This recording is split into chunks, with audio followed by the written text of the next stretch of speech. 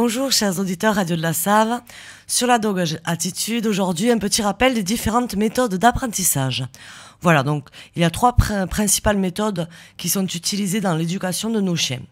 Et cette semaine, je voudrais voir avec vous le conditionnement classique.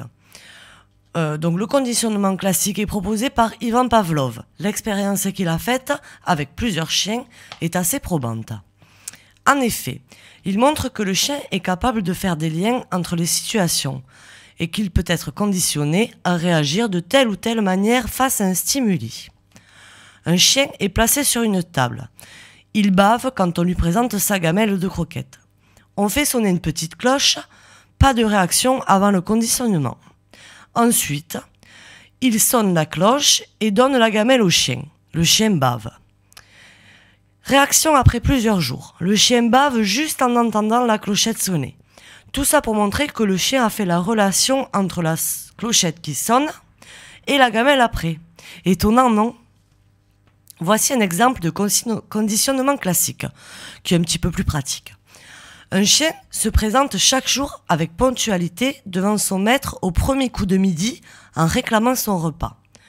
Le son du carillon représente le stimuli neutre qui induit le réflexe conditionné, c'est-à-dire la demande de nourriture.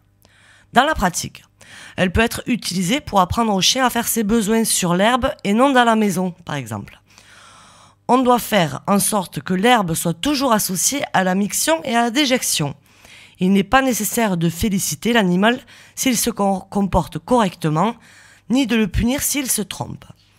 Il suffit juste de l'amener sur la pelouse dès qu'il semble vouloir uriner ou déféquer. Autrement dit, lorsqu'il commence à tourner sur lui-même en reniflant le sol à la recherche d'un meilleur emplacement. Voilà, j'ai fait un petit peu le tour.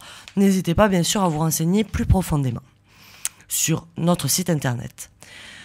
Vous pouvez également nous contacter si vous avez des questions.